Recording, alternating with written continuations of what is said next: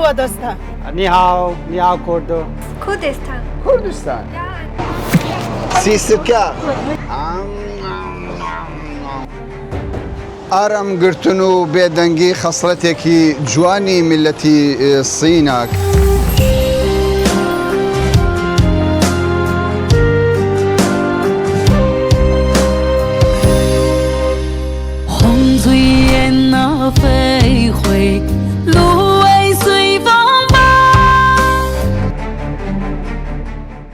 دوو گەورەترین بازاری چین بەسەر دەکەمەوە باسی ئابووری چین و هەرێمی کوردستان دەکەم.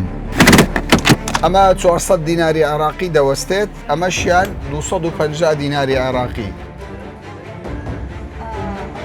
یعنی من حەزم کرد بزانم لە وڵاتێک وەکو چین کە گەورەترین وڵاتە بۆ بەرهەمهێنانی کارەبا وزەی پاک لێرە لە دوکانەکەی ئەو لە خاتو ئانای مانگانە چەندەدا و لە ماڵەکەشی مانگانە چەندەدا. بازاری کوردستان زۆر باقوتە بە وڵات. ئێمە کاری گواستنەوە دەکەین باشە ئەو کاڵانەی کە دەیبینی هەمووی تاجیرەکانمانە لێرە بار دەکرێت و دەنێرێتەوە بۆ هەرێمی کوردستان. ئەو تاجرای نێت سەردانی سین نەکرد چجارە پێش ناکەوێت و بازاری باش نازان. ئەو بازارە ساڵانە 10 میلیارد دلار کاڵای هەناردەی دەرەوە دەکات.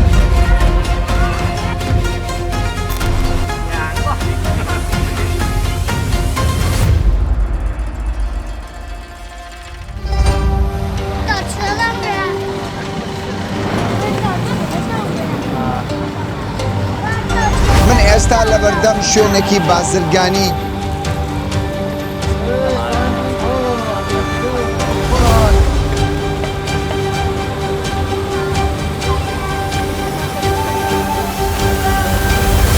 من کامەران حاجی عومەر هاتوومەتە وڵاتی چین تا بزانم لێرە چ باسە.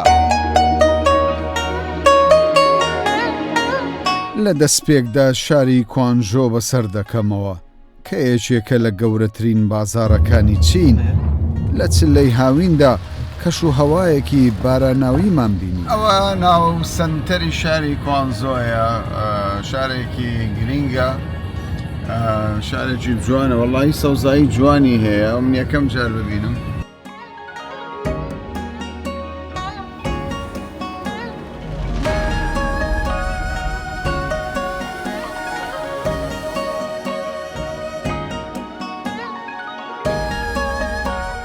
مێژووی بازرگانی ئەو شارە شاری کوانژۆ دەگەڕێتەوە بۆ 2200 ساڵ بەر لە ئێستا لەگەڵ ئەوەی ڕێژەی دانیشتوانی 20 میلیۆن هاوڵاتیە بەڵام بەراورد بە پایتەختەکانی جیهان شارێکی ئارام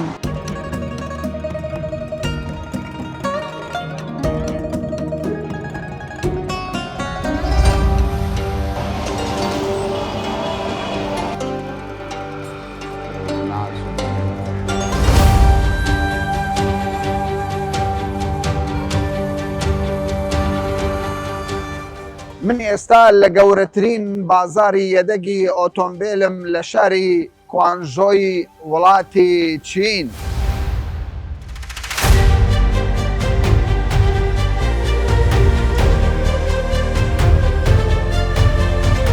حەزم کرد لەم بازارە بزانم بزنسمانەکانیان ئەوانەی کە کار دەکەن ناوی کوردستانیان جێلێ بووە ئەوەی کە سەرنجی منی ڕاکێشاوە لە زۆربەی شۆپینگەکان و بازارەکان ئافرەتی تێدایە.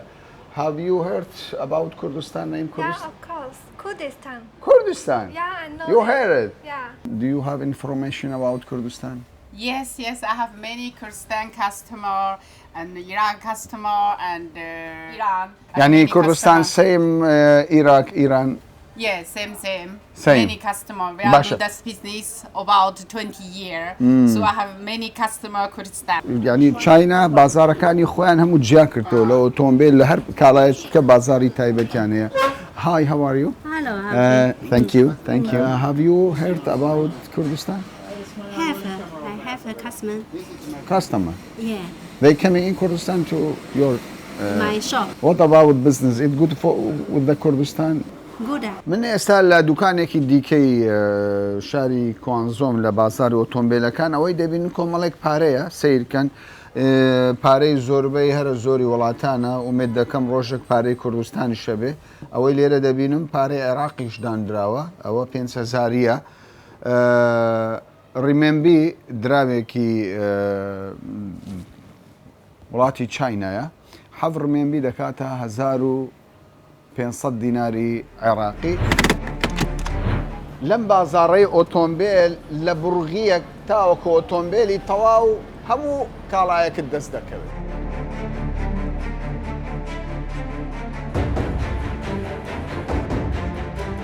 کاک ئەحمەد من بە دوای ناوی کوردستان دەگەڕم بەویست بزانم خەڵکی ئێرە لەم بازارە ناوی کورد بەس خۆشبەختانە تۆ کوردی و لێرە کەسابەتی دەکەیت. زۆر بەخێر زۆر سوپاس. گوتیان ئەوە گەورەترین بازاری یەدەگی ئۆتۆمبیلە لە کوانجۆ ڕاستە؟ ئێرە گەورەترین بازاری کوانجۆیە. یان لە سین گەورەترین بازاری ئەکسوارەتی سیارە لە کوانجۆش ئەو بازارەیە. لە سین؟ بەڵێ. گەورەترین بازار؟ گەورەترین بازاری ئەکسوارەتی سیارە و ئەلکترۆنیاتی سیارەی ئەو بازارەیە بەڵێ. ماشەڵڵا. لەمێژە لێرە؟ بەڵێ. زۆر باشە. پێم بڵێ چەند دوکانێکم کرد ناوی کوردستانیان دەزانی دەیانگۆت بزنسشمان لەگەڵی هەیە. بەڵام هەندێکیان بەڕاستی دەیانگۆت ینی جێویستی نەبووینە. بازاری کوردستان بە وڵاتی چین چۆن؟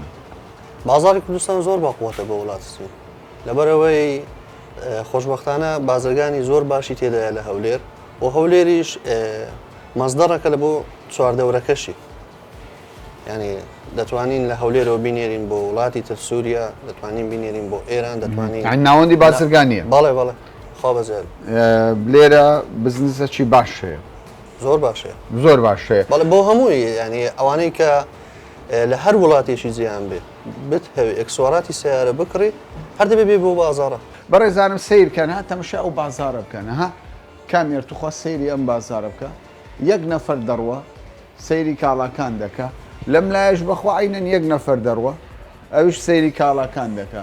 بازارەکی بۆشە ینی بەتاڵە ئاوەدانی تێدانە پێم وایە زێدەتر لەسەر ئۆنلاین کار دەکەن وانێ کار ئۆنلاینە.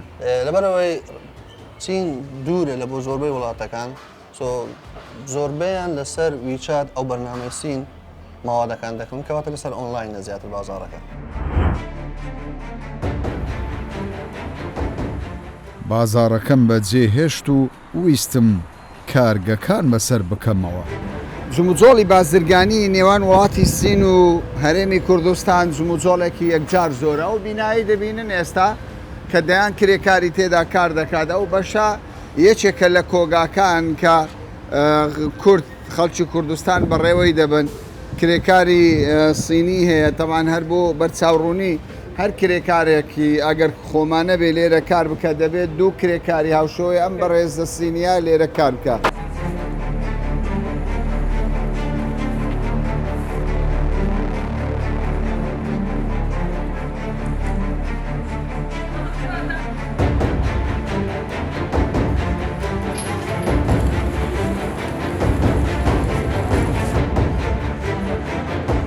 کاکە سڵاوتان لێبێت باششکر خۆشحاڵم کە دەبینم لێرە خەڵکی کوردستان کرێکاری چاینەی هەیە سینی هەیە ئەم بەڕێزە لە لای ئەم بەڕێزە کار دەکات کاک سۆران تۆ خەڵک چێن دەری؟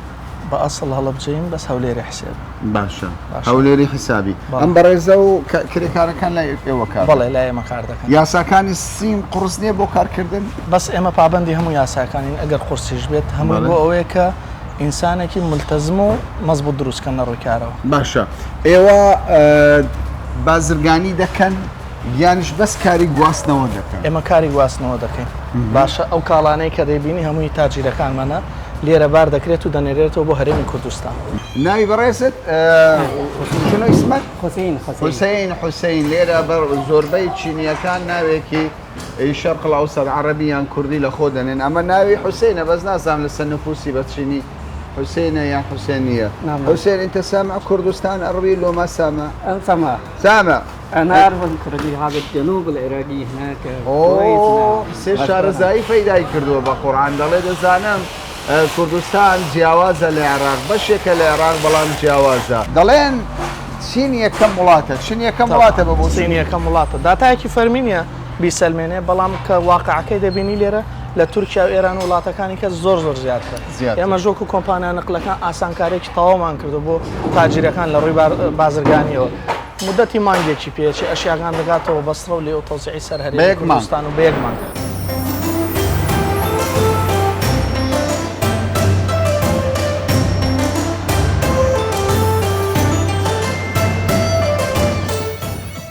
دووەم گەورە شاری بازرگانی ئیۆ بەسەر دەکەمەوە شارێک کە لە ماوەی 10 ساڵدا دەبێتە گەورەترین ناوەندی بازرگانی وڵاتی چین. لە کوانژۆ کە ڕێژەی دانیشتوانی 20 میلیۆن بوو بە فڕۆکە هاتینە شاری ئیۆ لێرە من ئێستا لە بەردەم بازارێکی گەورەی فوتیانم ئەم بازارە تەمەشامە دەرگای ڕئیسیە دەرگای زۆرە تەمان ئەمە دەرگایەکی ڕئیسیە 85,000 دوکان و مارکێت و شۆپینگی تێدایە. بەڕێزانم ئەوەی جێی سەیرە چییە؟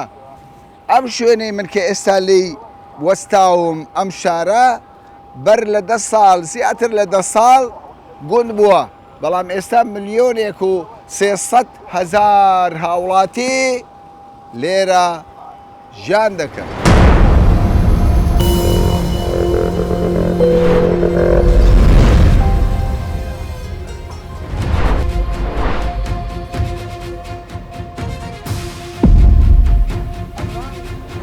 تەمان بەڕێزانم دەگوترێت ئابووری داهاتووی جیهان وڵاتی چین بەڕێوەی دەبات بەڵام ئەوەی کە من دیقەتم داوەتێ ئابووری چین لە ڕێگای ئەو خاتونانەوە بەڕێوە دەچێت هەر دوکاندارێک ئافرەتێک دەبینم هەر بازارێک لە شوێنێک ینی بە سەدان ئافرەت دەبینم پرسیارم کرد دەڵێ ژنەکان هاوشانی پیاوەکان کار دەکەن ئەمە بەڕاستی جێگای سەرسوورمانە. Have many customer. Customer Kurdistan. Yeah, quota have many. Many. Yes. How you see economy Kurdistan? Quota customer come China many have. You have many. I have many friend quota business.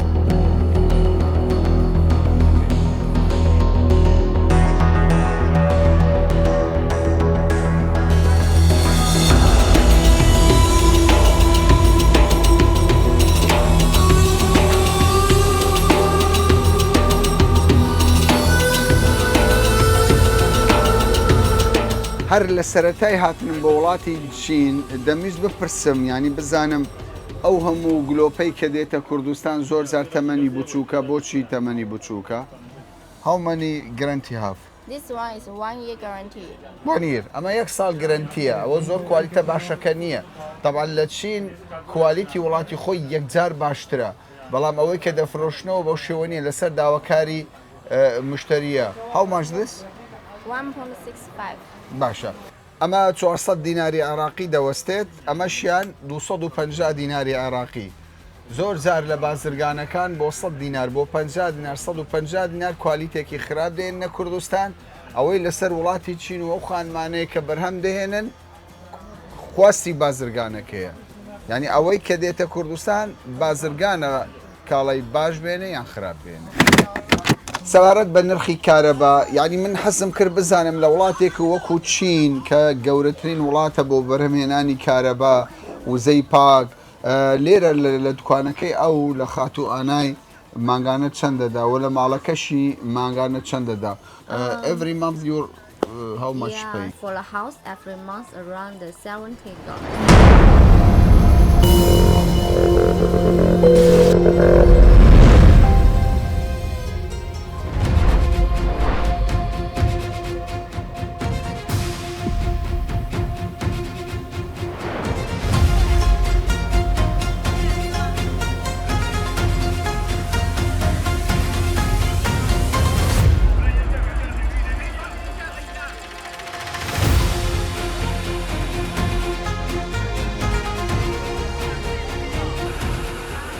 ڕێزانم لێرە سیسکە هەزار پێ هەرچی ئەوەی لە مێشکتدا لێرە دەخورێ دەبان ئێمەی کوڕ ناتوانین بیخۆی بەڵام داوام لەو بەڕێزانە کرد کە خۆیان خۆراکەکە ئامادە دەکەن پارەکەی ئێمە دەدەین بەس بە خواردنەکان ئەوان بخۆن شکۆلەوانەیە باوەڕ نەکەن خەڵکێکم جۆرە خواردنانە بخوا دەبا بخۆن ئەمە سیزەکەیە ئەوە بۆق و چەلاوەکەی تێ ئەوە چەلاویتی چەلاوەکەی تێدەکات ئەوە بۆقە ئەوە نرخەکەشی با پێتان بڵێم هەفتە ڕیمەنبیە $10 ئەو بەڕێزە دیارە خشارەزای دەرێت $10 یعنی یەک خواردن ژەمێکی بۆق بە $10 دوو پشکێک $10 مارێک $10 وەرێرە کەمی سیر کەم بەڕێزان ئۆ دوو پشتی ڕەشە موشیێ بە قوڕان باڵی دەخوا سیرکەن ئای بتخۆ مەرێ وەڵاوە چ دەخواتنەوە ئۆ $30 هەر ژەمی $10 بای $30 خواردنماندایە هەر بۆ خۆشی ئێوەیە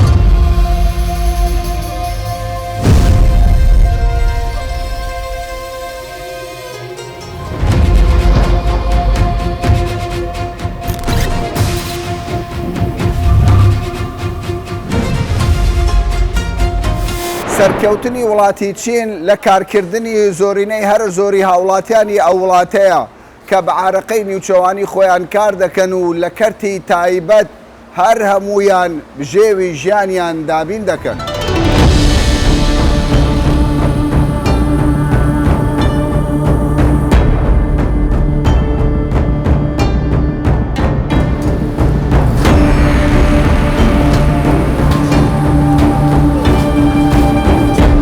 بەسینی قسە دەکەی ئێستا هەندێک بەسینی قسە دەکەم ئەگە برێ سڵاو لە بینەرانی کوردستان 24 بەسینی چ دەڵێیت؟ نیهاو کوردۆ زۆر زۆر باشە پێم بڵێ کاک سەبری گرنگی ئابووری سین لە چدایە بۆچی هەموو ینی لە زۆربەی وڵاتان بازرگانەکان ڕووی تێدەکەن بەێ طبیعی لە هەموو دنیا ئێستا وازەحە سین دەوڵەتێکی زۆر پێشکەتیە بنیایەکی تەحتی زۆر باش هەیە منافسانی وڵاتی جیهان هەمووی دەکات و ئێستاژێک منافسێکی هەرە قویە لە بازاری دنیا هەموویدا لە کوردستانیش چێبڕچێ لەگەر بازاری وڵاتانی دەوروبەر دەکات بزاوت تاجری کوردستان لەو 2 ساڵانەی دومایکدا زیاتر دێنە سەردانی سین دەکەن شتی سین ئەرزانترە و ئێستا کوالەتی باش هەیە و هەموو شتێک لێرە هەیە هەموو شتێک بەدەست و دەکەوێت باش باسی کوالیتت کرد ئەو هەموو کاڵایە ئێستا دەچێتە کوردستان و عێراق بەڵێ پێم بڵێ هەمووی باشە من ئەوەندەی جێبیز دەبم لە فرۆشی یعنی لە کڕیاران دەڵێن کوالیتی وڵاتی سین باش نییە هەمووی خراپە ئێمە وەک شەریکە ڕۆژانە دەبینن تاجر چێشیاک دەکرێت و چۆن دەکرێت و بە چ سعرێک دەکرێت ئەو شتانە هەمووی وازحە تاجر هەیە شتی ئەرزان لە بازاری دەڕوات تاجر هەیە شتی گران دەڕوات ئەوە لە دیف تاجری دەمینێت لە دیف بازاری تاجر دەمینێت هەندێک ئەشیای باش دەکرن کواڵەتی باش دەکرن وەندەکەنە ژە ئەشیای ئەرزان دەکرن لەوە بازاری وان ئەرزانە ئام بە ئەرزانی بازاریان هەیە تابانە من ئەوەی دەی لە بازار سەرنجمدا لێرە یاساکان زۆر تونند و تۆڵن خەڵکێک ناتوانێت لە یاسا دەربچێ یعنی هەر تاوانێک بکە سزایەکی توندی دەدرێت لێرە فرتوفێڵ هەیە پارە خواردن هەیە دوو حالەتی هەیە حالەتی فرتوفێل حالەتێک هەیە بە ڕێگای ئۆنلاین و حالەتێک ژک لێرە هەیە اتفاقی تاجری لەگەڵ دوکانێ ئەوەی اتفاقی تاجری بێت لە سین هاتیە سین و چوویە دوکانێک ئەشیای کڕە ئێمە دەتوانن هاریکاری بکەین چکو دوکان مەوجودە و لێرە لژنەی هەیە محکەمەی هەیە لە بازاری فوتیان دەتوانیت سکالا و داوە لە سەروی دادگا هەیە دادگا هەیە بزڵ لە نێو بازاری گەورەی چین دادگا هەیە بزاوە دادگا هەیە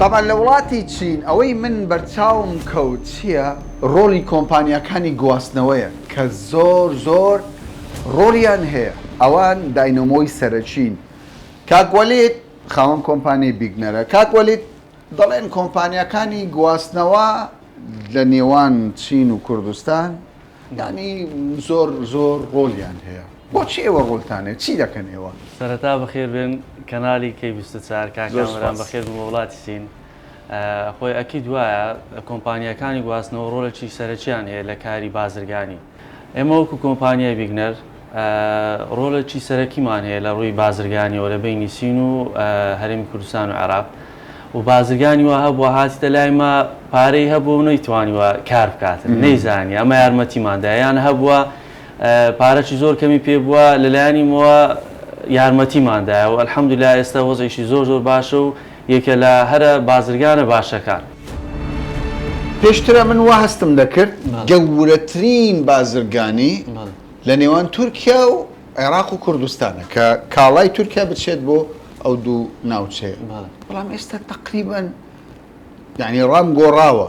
خۆی کامەران مۆزوعی تورکیا و سین زۆری فەرقا پێشتر لەوانەیەوە بووبیتن تورکیا لە پێش سین بی باز ئێستا نەخێت سین زۆر لە پێش تورکیا زۆر لە پێشترا. بەڵگەتان هەیە؟ تاوان بەڵگەکە چیە ئەمە دەبینی کە تاجیرەکان هەمووی پشتی لە تورکیا کردو و ڕووی لە سینە ینی ئەوەی پێشتر کە تیجارەتی هەبوو لە تورکیا ئێستا هاتیتە سین تیجارەت لە سین دەکات. ئامارەکان چی دەڵێت؟ بەخۆی بەپێی ئامارە نافەرمیەکان ساڵانە ئەو بازارەی کە بەناوی فوتیانە لە ئیشاری ئیۆ ساڵانە سەروی 10 میلیارد دلار هەناردەی دەرەوە دەکاتن.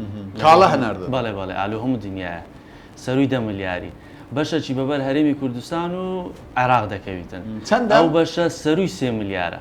یعنی بۆ نمونە لە ساڵی ڕابردوو؟ بەڵێ ئەوە لە ساڵی ڕابردوو و ساڵانەش بەرەو پێش دەچی ینی زیاد دەکا ئەو مەبلەغە ئەوە نییە برێ وەک خۆی بمێتەوە یان لە کورتیبی هەر لە زیاد مندا.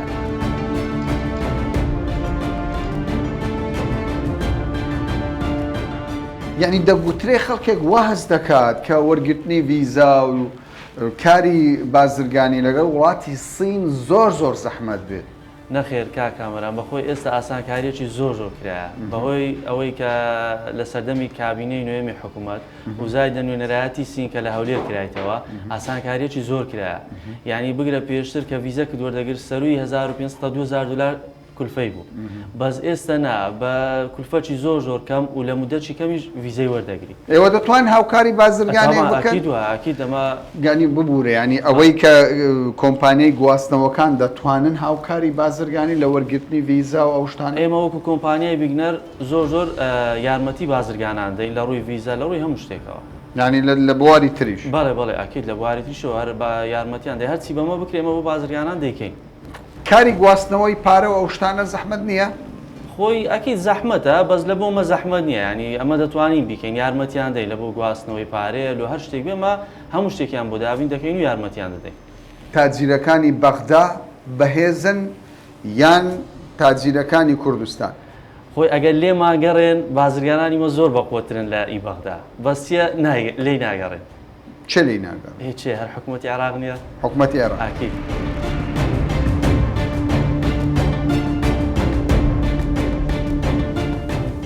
وڵاتی چین بێجگە لە ئابووری هەرێمی کوردستان کاریگەری لەسەر ئابووری تەواوی وڵاتانی جیهان دروست کردووە چاوەڕێ دەکرێت لە دەیەی داهاتوودا بەهۆی هەرزانی و هەمەجۆری کاڵاکانی ئابووریەکەی زیاتر فراوان و گەشە بکات.